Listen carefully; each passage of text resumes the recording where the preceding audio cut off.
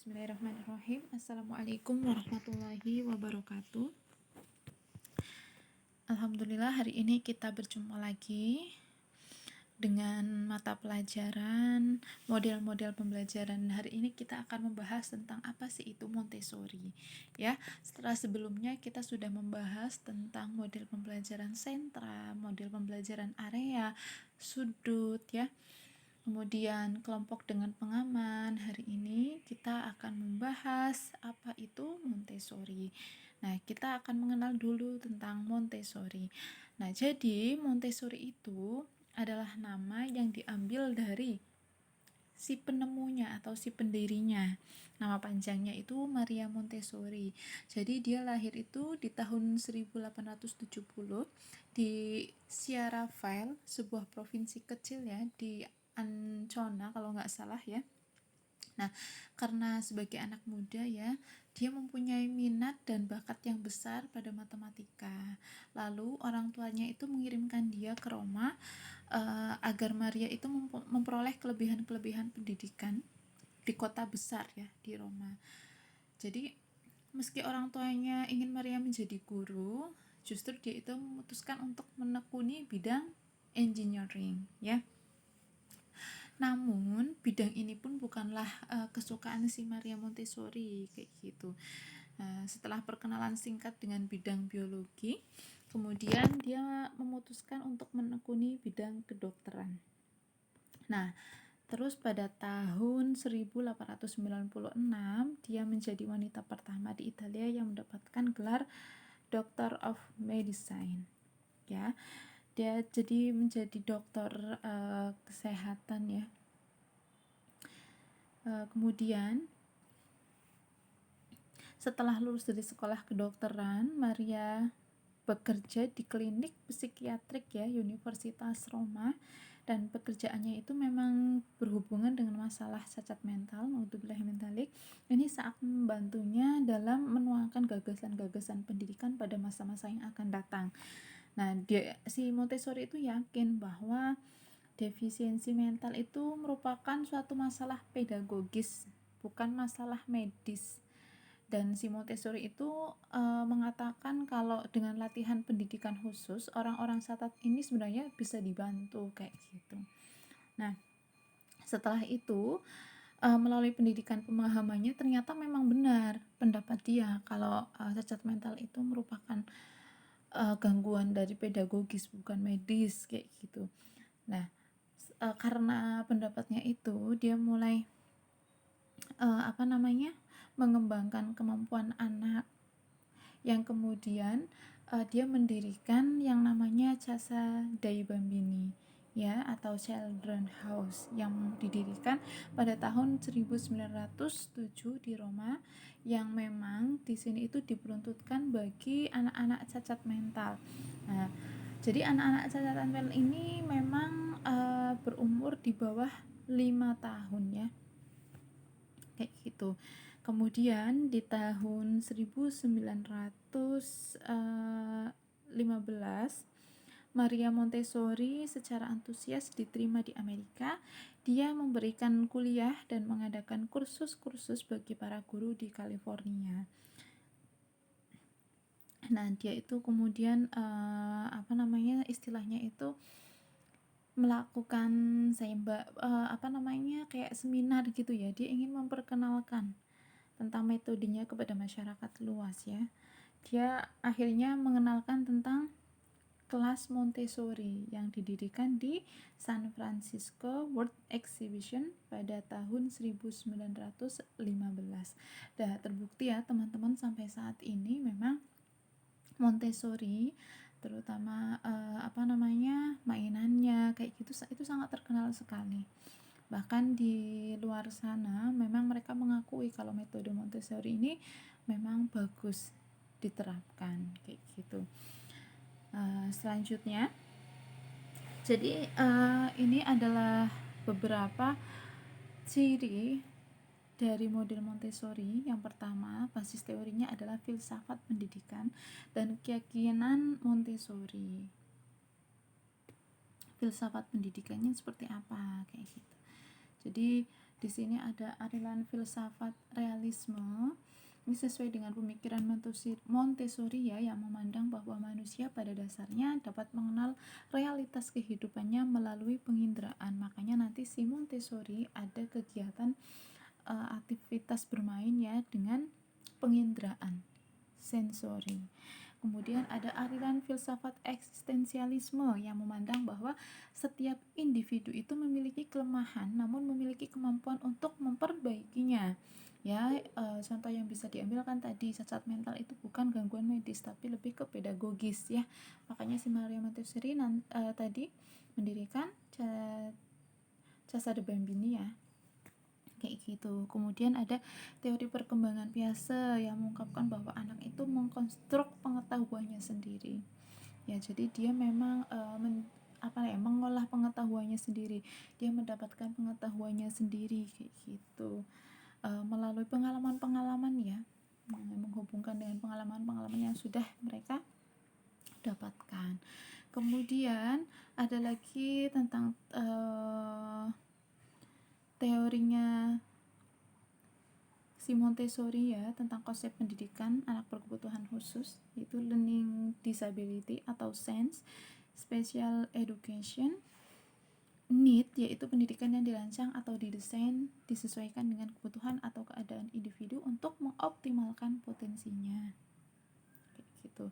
Kemudian untuk model Montessori ini memang pembelajarannya itu aktif ya, atau student center, jadi anak-anak mendidik dirinya sendiri. Nanti memang ada kegiatan-kegiatan di mana si Montessori itu mengajarkan si anak biar bisa mendidik dirinya sendiri, entah itu mandiri kayak gitu ya, kemandirian. Kemudian tentang membersihkan lingkungan kayak gitu, entah kalau di sekolah ya lingkungan rumah berarti ya, kalau di rumah ya lingkungan rumah, yaitu contohnya ketika dia sudah selesai makan, dia mengembalikan piringnya di tempatnya, kemudian mencucinya sendiri kayak gitu. Kemudian dia ketika memakai sepatu ya sendiri, melepas sepatu sendiri dan sebagainya ya. Intinya tentang kemandirian itu. Pokoknya si Montessori ini memang mengajarkan tentang life skill, kehidupan sehari-hari ya, keterampilan. Kemudian bahan pelajaran itu visual, mendorong dan meningkatkan pembelajaran. Jadi nanti ada kegiatan sensori ya, yang memang nanti kalian akan mengenal alat bermain Montessori. Nah, itu kan lebih kepada visual. Di situ si Montessori mengatakan kalau si anak itu belajar dengan sendirinya melalui konstruksi dengan pengalaman-pengalaman indera kayak gitu. Kemudian memiliki seperangkat kurikulum, memang si Montessori ini ada kurikulum Montessori namanya. Kemudian anak-anak dikelompokkan sesuai usianya. Jadi sistemnya itu memang satu kelas itu usianya itu tidak cuma satu ya, seperti PAUD pada umumnya ya. Di TK 1 berarti dia umur 5-6 kayak gitu, enggak. Tetapi untuk konsep dari Montessori ini memang satu kelas umurnya 2-6 tahun.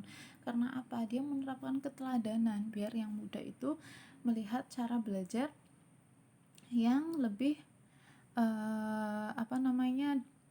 dewasa kayak gitu ya. Kemudian yang lebih dewasa atau umurnya yang lebih itu bisa mengajari anak yang lebih kecil kayak gitu. Kemudian anak-anak belajar dengan memanipulasi bahan dan bekerja sama dengan orang lain ya. Nanti untuk bahan ajarnya ya, ketika anak bermain itu nanti menggunakan alat bermain yang manipulatif. Kemudian pembelajaran utama itu berlangsung dengan lingkungan yang baik yang sudah dipersiapkan. Kemudian di sini memang ada peran guru ya. Peran guru itu mengikuti minat dan kebutuhan anak kayak gitu. Jadi tidak teacher centers ya, tapi memang si guru itu melihat bagaimana tuh karakteristik si anak ini kayak gitu. Kira-kira si anak ini itu minatnya apa, dia memiliki kebutuhan apa, makanya nanti medianya kayak gitu ya, pengelolaan kelasnya itu disesuaikan dengan minat dan kebutuhan anak. Kemudian menyiapkan lingkungan yang menarik dan aman tentu saja ya. Dari untuk Montessori ini juga ruang kelasnya sebagaimana PAUD pada umumnya ya, menarik, di mana temboknya itu ada gambar-gambar, ada aksesoris, kemudian warnanya juga diperhatikan seperti itu. Kemudian mengarahkan anak sebagai fasilitator ya. Jadi tugas guru hanya sebagai fasilitator. Jadi ada ketika anak membutuhkan kayak gitu ya, untuk mengarahkan si anak sih. Kemudian mengobservasi, menganalisis, dan menyediakan bahan-bahan aktivitas yang tepat bagi belajar anak. Jadi ini memang ini adalah salah satu tugas yang harus dimiliki oleh guru ya, yaitu ya mengobservasi gimana perkembangan si anak kayak gitu ya, menganalisis, kemudian memang menyediakan bahan-bahan untuk belajar atau bermain si anak ya.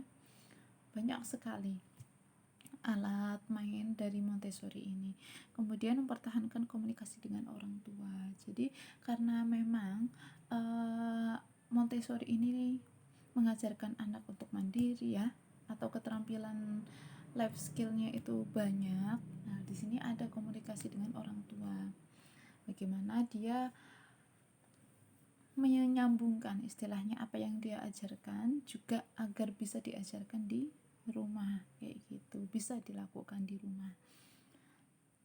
Nah, jadi ada 5 prinsip dasar metode Montessori. Yang pertama itu menghargai anak, kemudian ada pikiran yang mudah menyerap, kemudian ada masa peka, ada lingkungan yang disiapkan, kemudian ada lagi yang namanya swadidik. Nah, jadi menghargai ini adalah salah satu hal yang diunggulkan oleh Montessori ya, bagian dari life skill teman-teman. Jadi Montessori ini sebenarnya sangat bagus sekali diterapkan kayak gitu, tapi memang ya setiap model atau metode itu memiliki kelemahan dan kelebihan. Nah, maksudnya menghargai anak itu apa toh kayak gitu. Jadi menghargai anak ini merupakan pijakan utama Montessori ya. Montessori itu yakin bahwa kita ya sebagai guru, kemudian sebagai orang tua dan sebagai orang dewasa itu tidak menghargai anak, kebanyakan seperti itu. Namun memang kita itu lebih banyak memaksa anak untuk mengikuti apa yang kita inginkan kayak gitu. Nah, jadi di sini si Montessori itu mengarahkan untuk memperhatikan penghargaan terhadap anak ya, ketika memandu, menuntut pembelajaran mereka, memampukan mereka melakukan sesuatu hal dan belajar mandiri, serta memilih instruksi sesuai dengan kebutuhan belajar dan perilaku mereka. Jadi memang si Montessori ini sangat menghargai si anak ya, si anak karakteristiknya seperti apa, kebutuhannya bagaimana, nanti si guru memberikan fasilitas sesuai dengan kebutuhan dan minatnya. Tidak kita memaksakan si anak harus seperti ini kayak gitu. Nah, ketika kita mengikuti minat dan kebutuhan si anak, kan nanti si anak memiliki ciri khas tertentu. Istilahnya itu memang jadi kelihatan kayak gitu, anak itu mampu di hal apa, di bidang apa. Sebenarnya itu sangat bagus ya, daripada kita memaksakan anak sesuai dengan keinginan kita. Kemudian prinsip Montessori yang kedua itu ada pikiran yang mudah menyerap. Jadi Montessori itu meyakini kalau pikiran anak itu sangat represif ya, dan sanggup belajar kayak gitu. Nah, anak belajar itu tanpa disadari dengan memasukkan informasi dari lingkungan ke dalam pikiran mereka. Ya, jadi si anak itu mengonstruk atau mendapatkan materi-materi yang masuk ya ke dalam dirinya itu memang dari lingkungan. Bukan hanya materi, tapi pengalaman-pengalaman belajar kayak gitu itu dari lingkungan. Ya, makanya tugas guru itu memberikan fasilitas sebaik mungkin untuk memenuhi kebutuhannya itu. si Montessori juga yakin kalau si anak-anak itu memang dilahirkan itu untuk belajar, terus-menerus belajar, siap untuk belajar dan memiliki kemampuan untuk belajar, ya. Kemudian anak-anak manusia itu memang terlahir untuk belajar dan mereka adalah sistem pembelajaran yang sangat mengagumkan, ya. Ya enggak, mereka ketika difasilitasi alat-alat bermain, ya, kita tidak bisa menebak mereka akan membuat seperti apa. Mereka belajar dengan sendirinya. Mereka belajar dengan mengonstruk pengalaman-pengalaman yang mereka lihat di lingkungannya, ya. Ketika bermain balok, mereka akan membuat apa itu, pikiran dia sesuai dengan apa yang dia ketahui di lingkungannya. Contohnya membuat bangunan, membuat istana dan sebagainya. Kita tidak bisa menebak langsung nanti mungkin dia kayak gitu, tidak bisa. Karena apa? Itu sesuai dengan pengalaman-pengalaman dia, ya, atau si anak kayak gitu. Jadi si anak itu memang pembelajarannya sangat mengagumkan karena mereka makhluk berpikir, ya, meski apa yang mereka pelajari itu sangat bergantung kepada apa yang diberikan guru, pengalaman dan lingkungan mereka. Makanya sangat-sangat apa ya, didorong bagi orang tua kayak gitu, ya, untuk memfasilitasi sebaik mungkin lingkungan, ya, untuk si anak kayak gitu. Kemudian ada masa peka. Montessori juga meyakini bahwa masa anak-anak itu mendapatkan pembelajaran terbaik adalah ketika dia masa peka, berada di masa sensitif period atau periode kritis, critical period, ketika anak-anak itu menjadi lebih terbuka untuk belajar perilaku tertentu dan dapat belajar keterampilan spesifik dengan lebih mudah. Jadi ada memang usia yang sangat sensitif kayak gitu, ya, sensitif period atau periode kritis, dimana ketika anak diajarkan itu akan mudah menyerap kayak gitu. Nah, di sini tugas guru itu mendeteksi masa peka tersebut, kemudian menyediakan lingkup yang dipersiapkan untuk mendukung pembelajaran dengan optimal di usia seperti PAUD itu, ya, 2 sampai 6, bahkan 1, ya, bahkan dari 1 sampai 6 tahun kayak gitu. Nah, di sini menurut Montessori itu ada beberapa usia yang disebutkan sebagai masa peka, ya. Yang pertama itu ada usia 0 sampai 3. Anak dapat menyerap pengalaman sensoris, ya enggak? Jadi si anak memang ketika berkomunikasi, ya, di usia 0 sampai 3 tahun, terutama di usia 0, 1 bulan, 2 bulan, 3 bulan, itu memang pengalaman sensori itu sangat bagus kayak gitu. Makanya kita juga harus memberikan simulasi dengan baik. Kemudian 1,5 sampai 3 tahun itu berkaitan dengan perkembangan bahasa. Maka memfasilitasi bahasa pada usia itu sangat bagus juga. Kemudian ada lagi 1,5 sampai 4 tahun koordinasi dan perkembangan otot minat pada benda-benda kecil. Di sini nanti ada, ya, permainan-permainan atau alat main Montessori. Nah, di sini benda-benda kecil itu seperti apa untuk bermain. Banyak, ya, teman-teman, ya, di sekeliling kita, ya. Batu-batu dengan media lost part itu kan bisa, ya. Kemudian 2 sampai 4 tahun peneguhan gerakan minat pada kebenaran dan realitas, menyadari urutan waktu dan ruang, ya. Kemudian 2,5 maksudnya sampai 6 tahun itu ada peneguhan sensoris, ya, tentang indera. Kemudian ada lagi 3 sampai 6 itu rawan pengaruh orang dewasa. Nah, ini, ya, orang dewasa itu memberikan contoh kepada anak itu yang baik. Kemudian 3 sampai 5, 3,5 maksudnya sampai 4,5 itu tahun menulis. Jadi si Montessori ini meyakini kalau membaca itu diawali dengan menulis dahulu. Ketika anak sudah bisa menulis, nanti dia akan beralih ke membaca, bukan membaca kemudian menulis.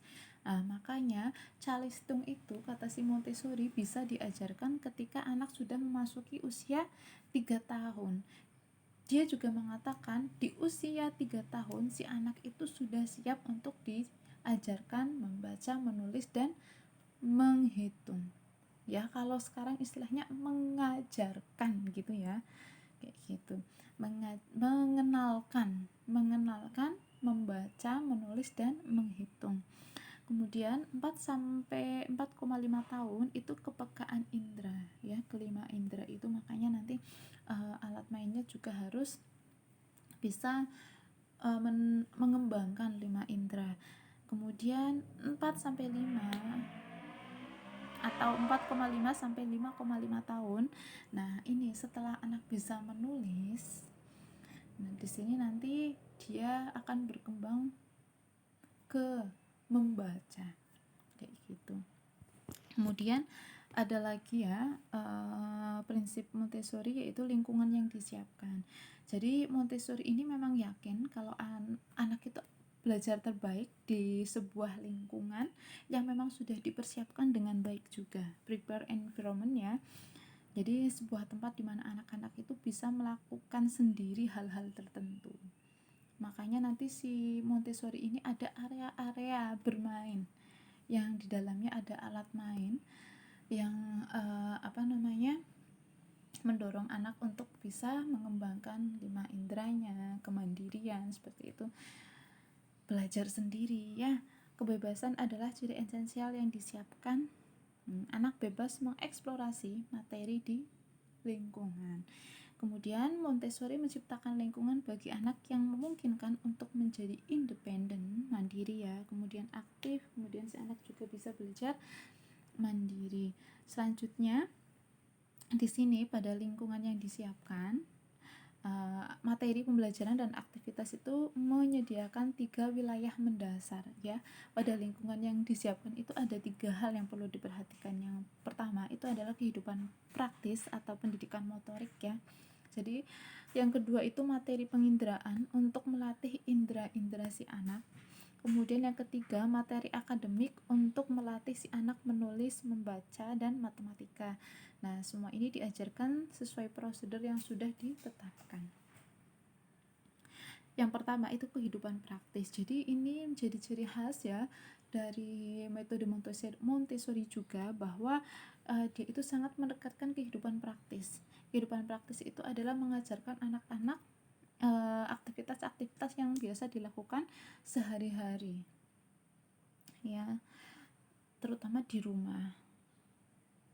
Nah, kehidupan praktis atau practical life itu seperti berjalan dari satu tempat ke tempat lain dengan tertib ya, tidak menyerobot kayak gitu. Antri, memberi salam kepada tamu, kalau di sini memberi salam kepada guru, kepada orang lain, atau kepada temannya. Kemudian membawa benda-benda seperti kursi atau lainnya tanpa disuruh ya.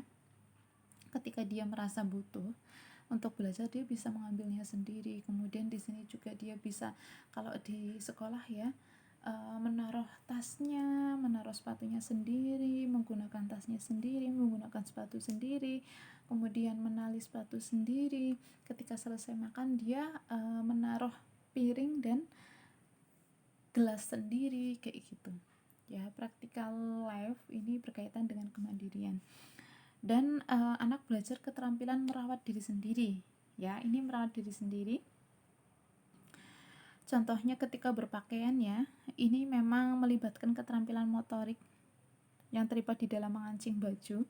Jadi si Montessori itu ketika si anak belajar tentang kehidupan praktis, dia melakukan dia juga sebenarnya sedang melakukan keterampilan motorik karena melibatkan ini ya, tangan ya, gerakan-gerakan tangan.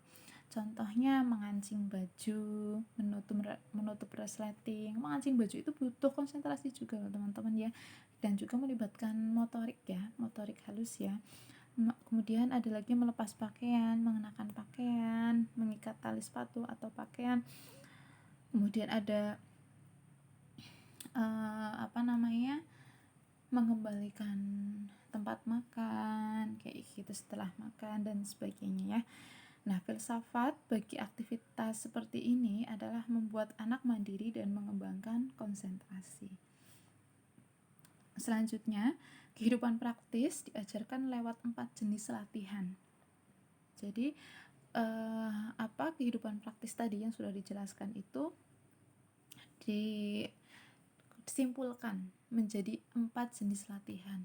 Latihan merawat diri, yaitu aktivitas seperti menggunakan pakaian, melepas, menggunakan sepatu, mencuci tangan, dan sebagainya. Kemudian ada merawat lingkungan, menyapu lantai, menyapu halaman, mengelap meja, mengelap kaca jendela, membersihkan kamar, kemudian merapikan alat main, dan sebagainya. Kemudian ada lagi latihan hubungan sosial. Di sini ada belajar tata krama, ya, sopan santun seperti mengucapkan minta maaf, tolong, terima kasih, kayak gitu. Kemudian yang keempat itu ada analisis dan pengendalian gerakan. Jadi aktivitas lokomotor seperti berjalan dan menjaga keseimbangan di papan keseimbangan. Ya, dari keterangan latihan kehidupan praktis itu dibagi menjadi 4 latihan ini. Sebenarnya 4 ini yang akan diajarkan kepada si anak, kayak gitu. Kemudian yang B itu ada materi penginderaan sensori material, ya, seperti yang sudah dijelaskan sebelumnya. Kalau Montessori itu memang menyediakan material-material sensori penginderaan, karena anak itu belajar dari apa yang dia lihat, dia dapatkan dari lingkungannya, katanya kayak gitu.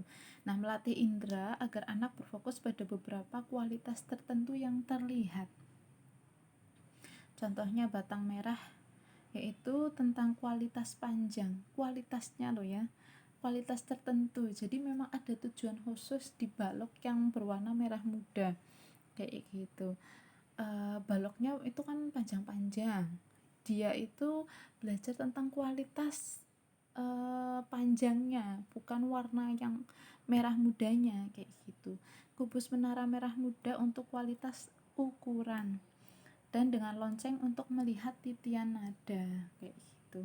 Montessori merasa anak perlu dibantu membedakan banyak rangsangan yang mereka terima, ya, mereka harus mampu membedakannya. Makanya disediakan berbagai alat bermain yang cukup banyak. Selanjutnya, materi sensori ini juga membantu mempertajam kekuatan anak untuk mengamati, kemudian membedakan secara visual, ya.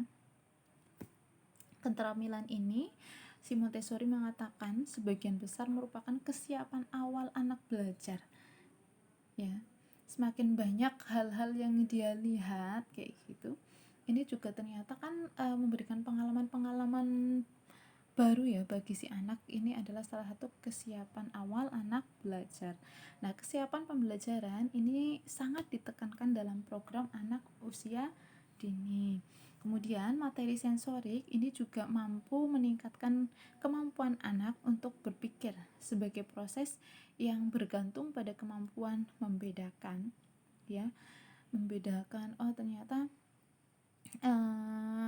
kecil dengan besar seperti ini, mengklasifikasikan yang besar sendiri, yang panjang sendiri, kemudian mampu mengatur, ya, untuk membuat menara itu harus seperti apa atau aturannya, kayak gitu. Nah, anak secara langsung menghadapi keputusan mengenai materi sensorik tentang blok mana yang muncul selanjutnya, warna apa yang sesuai dengan warna yang lain, bentuk apa yang sesuai untuk dimasukkan. Nah, ini kegiatan-kegiatan seperti ini, ya, bukan merupakan keputusan yang diambil oleh guru atau anak dengan menebak-nebak, kayak gitu. Ini bukan keputusan yang apa adanya gitu, ya, tetapi keputusan ini diambil anak melalui proses intelektual berupa pengamatan dan pemilihan berdasarkan pengetahuan yang diperoleh melalui indera. Iya enggak? Ini kan memang hasil dari pengalaman-pengalaman yang dia lihat dari lingkungannya, ya. Kemudian aktivitas sensori bukan tujuan akhir. Tujuannya adalah mempersiapkan anak menyambut periode sensitif, yaitu menulis dan membaca. Oleh karena itu, semua kegiatan tersebut adalah langkah awal proses membaca dan menulis.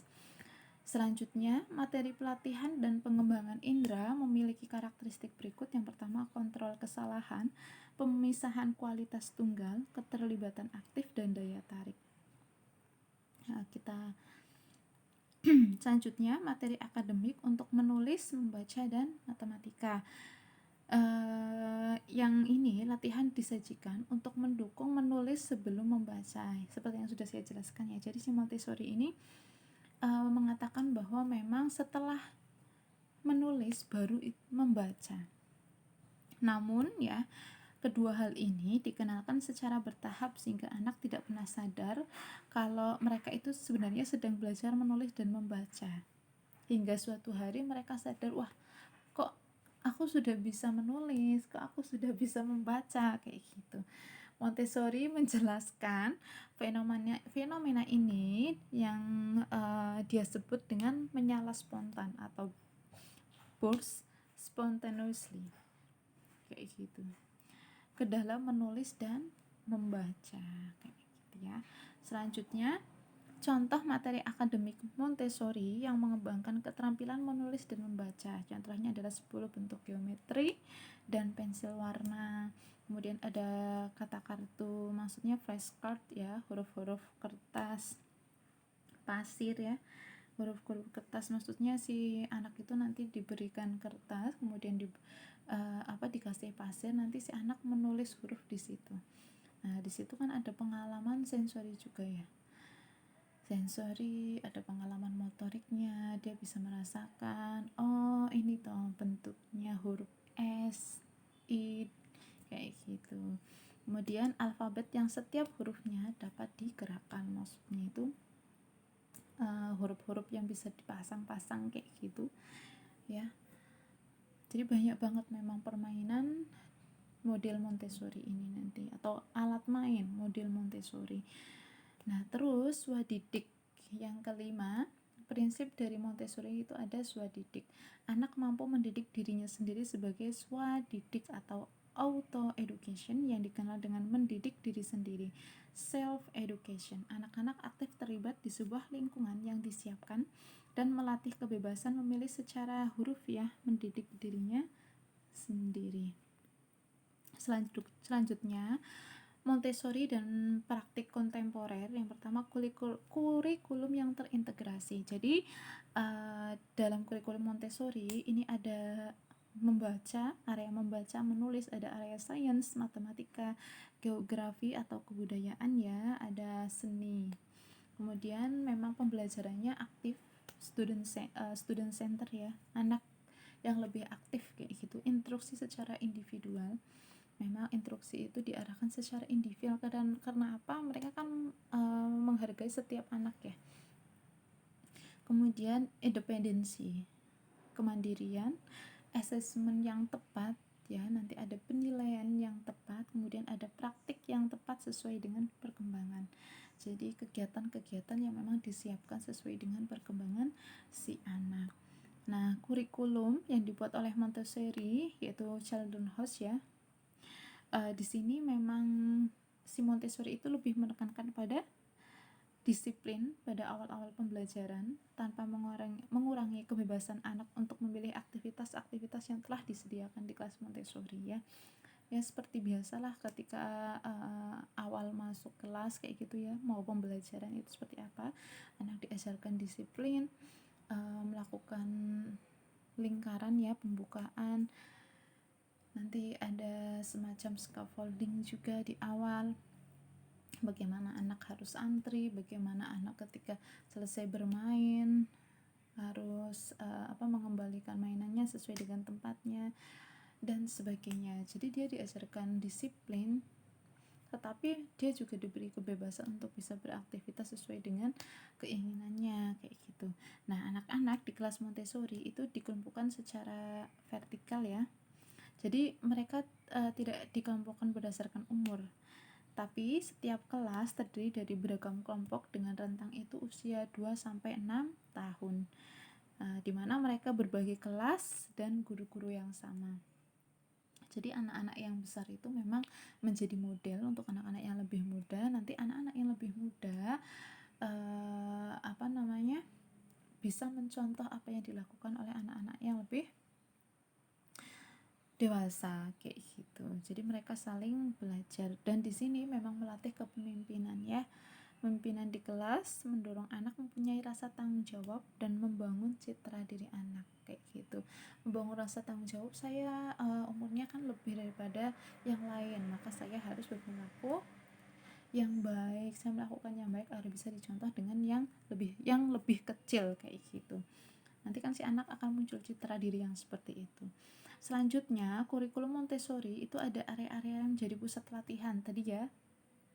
Ada area-area yang disiapkan, area latihan kehidupan praktis tadi ya, usia antara 2 sampai 6 tahun. Jadi menurut Montessori itu merupakan fase di mana anak-anak mempunyai keinginan yang kuat untuk meniru orang dewasa. Dalam hal ini sangat diperlukan untuk pengembangan mereka.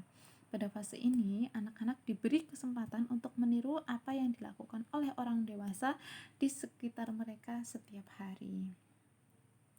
Di area LKP atau latihan kehidupan praktis dan penginderaan merupakan fondasi yang mendasar bagi area-area yang lain. Ya, karakter manusia Montessori itu menjadi hal yang mendasar. Mereka belajar dari visual, apa yang mereka lihat ya. Selanjutnya contoh LKP yang seperti yang sudah saya jelaskan ya, mereka menyapu, mencuci, memindahkan suatu barang dengan berbagai alat yang berbeda, contoh sendok, sumpit, lain-lain, membersihkan kaca, membuka dan menutup kancing, resleting, membuka dan menutup botol, kotak, kunci, mengelap gelas yang sudah dicuci, dan sebagainya. Kemudian melalui berbagai aktivitas yang menarik ini, anak-anak belajar untuk membantu diri mereka sendiri, self-help ya. Ya, benar kan, mereka pakai baju harus mengkancing bajunya, memakai baju juga sendiri, itu kan membantu diri mereka sendiri kayak gitu. Kemudian berkonsentrasi ya ketika memakai baju kemudian dikancing gitu kan memang butuh konsentrasi ya. Dan resleting ketika mengikat tali dan mengembangkan kebiasaan bekerja dengan baik. Kemudian ada area penginderaan. Nah, di sini anak-anak belajar untuk menilai, memisahkan, membedakan dimensi, tinggi, warna, suara, bau barang, kemudian mengembangkan bahasa dan kosakata kayak gitu. Makanya nanti alat-alat bermainnya itu sesuai dengan tadi ya, yang pertama itu LKP, mengancing baju kan nanti ada tuh kegiatan bermainnya. Kemudian ada lagi di sini tadi kan penginderaan tinggi berat itu kan bisa dengan berbagai media ya, balok lah, bisa dengan kalau warna ya bisa dengan ini kertas ya, berbagai kertas. Kemudian suara-suara dengan alat-alat yang memang mendorong kemampuan anak untuk membedakan suara, bau kayak gitu. Jadi melalui bahan-bahan tentang penginderaan, si anak itu bisa mengembangkan kontrol otot untuk hal-hal tertentu, misalnya mengontrol pensil pada saat menulis, memperkuat jari penjepit melalui alat yang dikenakan dengan nama cylinders, dan melukis dengan jari untuk mengkoordinasikan mata dengan tangan. Jadi banyak sekali nanti permainan atau alat aktivitas bermain ya di Montessori. Kemudian ada area matematika. Nah, kalau area matematika juga ini berkaitan dengan LKP, teman-teman. Jadi, pengenalan matematika dilakukan melalui penyesuaian, pemilahan, dan penyusunan terhadap apa yang anak-anak hadapi sehari-hari di area LKP dan area penginderaan. Misalnya ya, ketika mereka tadi mengancing baju, mereka juga sebenarnya bisa belajar tentang matematika. Jumlah dari kancing bajunya berapa, kayak gitu, itu kan matematika ya. Kemudian matematika diperkenalkan kepada anak-anak melalui konsep-konsep yang jelas dan menarik. Ya enggak ada loh, kalian teman-teman bisa searching di Google ya, material Montessori atau alat bermain Montessori, di situ Montessori itu ada kancing baju kayak gitu ya, benda-benda kecil pokoknya yang kemudian dimasukkan di toples, kemudian membuat manik-manik kayak gitu. Itu melatih konsentrasi si anak dan melatih area matematika juga. Metode yang dirancang dan disesuaikan dengan kebutuhan anak untuk merekayasa bahan-bahan yang nyata, jelas sebelum mereka sampai pada tahap konsep abstrak yang berkaitan dengan dunia angka. Ya, jadi apa yang anak pelajari matematika ya di LKP dan di area penginderaan tadi memang mempersiapkan si anak-anak mempelajari konsep matematika secara nyata sebelum nanti dia mempelajari konsep matematika yang abstrak seperti perkalian kayak gitu ya, penjumlahan, pengurangan, pembagian, itu kan hal yang abstrak ya, angka-angka kayak gitu. Nah, jadi mereka harus tahu dulu yang jelas, yang menarik ya. Kemudian ada lagi area bahasa. Nah, di sini jadi si Montessori untuk prasekolah Montessori dia menekankan bahasa lisan sebagai dasar dalam semua ekspresi bahasa. Jadi melalui seluruh lingkungan Montessori, si anak-anak itu mendengar menggunakan kosakata yang tepat untuk seluruh kegiatan. Ya, ketika belajar nama-nama susunan, bentuk geometris, kemudian mereka juga belajar banyak hal, tumbuh-tumbuhan, operasi matematika dan sebagainya. Nah, itu harus diucapkan kayak gitu. Karena apa? Ini berkaitan dengan perkembangan bahasa. Selain itu, bahan-bahan tertentu di area bahasa sangat mendukung dalam berbahasa secara lisan karena biasanya di dalamnya ada buku kayak gitu ya, flashcard, huruf-huruf yang bisa dipisah tadi ya, atau puzzle gitu. Kemudian bahan-bahan untuk tulisan diperkenalkan pertama kali kepada anak-anak melalui huruf-huruf yang dapat dipindahkan. Kemudian ada area kebudayaan. Nah, di sini si anak itu mempelajari tentang geografi, sejarah, ilmu tentang tumbuh-tumbuhan, dan ilmu pengetahuan yang sederhana. Nah, anak-anak belajar melalui latihan individu atau kelompok. Jadi, latihan ini bisa dilakukan dengan diskusi mengenai dunia di sekitar mereka, ya, atau lingkungan yang terdekat mereka. Mereka juga belajar tentang masa kini dan masa lalu, pengenalan tentang tumbuh-tumbuhan, kehidupan binatang itu seperti apa, juga pengalaman sederhana untuk mengetahui lebih jauh tentang ilmu pengetahuan alam, ya, dikenalkan dengan alam-alam sekitar, terutama yang dekat dengan anak ya. Selain itu, anak-anak diperkenalkan dengan masakan daerah. Nanti si anak ada yang namanya cooking class ya. Nah, terus bagaimana toh desain ruang kelas? Jadi ruang kelas di sekolah Montessori itu diatur secara fungsional bagi anak ya.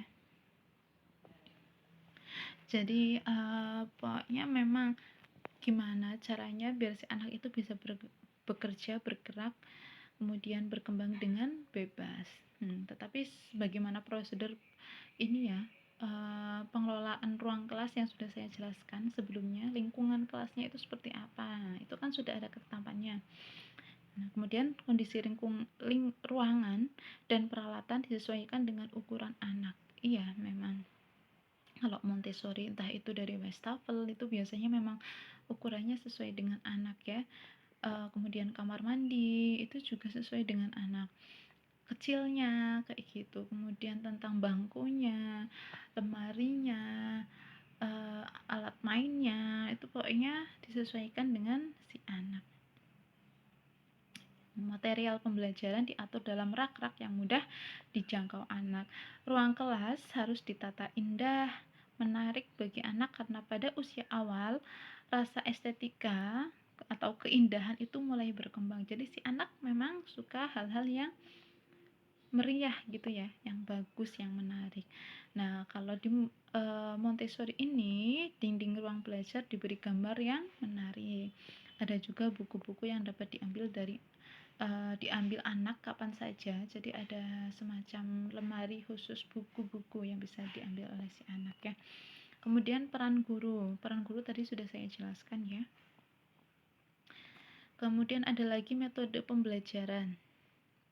Jadi, metode pembelajaran untuk, Montessori itu dibagi menjadi 3, yaitu pendidikan motorik yang sudah saya jelaskan ya ke dalam 5 prinsip itu, dan ada beberapa area yang memang melatih, motorik, kemudian ada sensorik, bahasa dengan penekanan melalui pengembangan kelima indera. Jadi pendidikan motorik, sensorik, dan bahasa ini memang harus memperhatikan 5 indera ini harus bekerja kayak gitu. Metode Montessori mengembangkan kepribadian anak secara keseluruhan. Metode learning to learn merupakan metode yang dilatihkan kepada anak di sekolah Montessori. Kemudian pada awal pembelajaran biasa ya, ketika pembuka itu kan ada brainstorming gitu ya, ada motivasi jadi untuk menggugah rasa percaya diri anak, semangat anak. Di sini pada awal-awal juga si anak diberikan scaffolding, melatih si anak tentang aturan, disiplin, dan kontrol diri. Kemudian keteladanan dari orang dewasa merupakan metode yang menonjol dalam Montessori, karena tadi ya satu kelas terdiri dari usia 2-6 tahun, sebab anak belajar segala hal dengan cara meniru orang dewasa, terutama untuk gurunya juga harus lebih baik lagi. Kemudian perluas wawasan anak dengan mengadakan kegiatan untuk memberikan pengalaman-pengalaman baru, bertemu orang-orang baru, dan melihat hal-hal yang baru. Nah, ini penting sekali ya, bisa dengan mengajak anak untuk keluar ya, melakukan bukan semacam tamasya ya, tapi untuk belajar kayak gitu. Bisa ke kebun binatang, bisa ke sawah, bisa ke halaman sekolah kayak gitu, bisa ke kebun. Selanjutnya, bagaimana toh siswa atau anak di model Montessori ini? Jadi si Montessori itu memang menerima semua anak, entah itu yang dari berkebutuhan khusus atau yang normal. Makanya tadi ya, instruksi secara individual ya, disesuaikan dengan kebutuhan si anak, karakteristik si anak itu seperti apa. Kemudian anak mengikuti pendidikan di sekolah Montessori diharapkan menjadi anak yang cerdas, sehat, kreatif, mandiri, serta memiliki rasa percaya diri yang besar, seperti itu. Nah, begitu teman-teman, sekilas tentang Montessori ya. Banyak sekali alat main dari model Montessori. Teman-teman bisa, tentu kalian sudah pernah melihatnya kayak gitu. Banyak sekali, dan memang itu diminati oleh orang-orang ya, untuk memberikan anaknya mainan kayak gitu. Ya, terima kasih. Selanjutnya kita bisa diskusi. Sekian dari saya. Wassalamualaikum warahmatullahi wabarakatuh.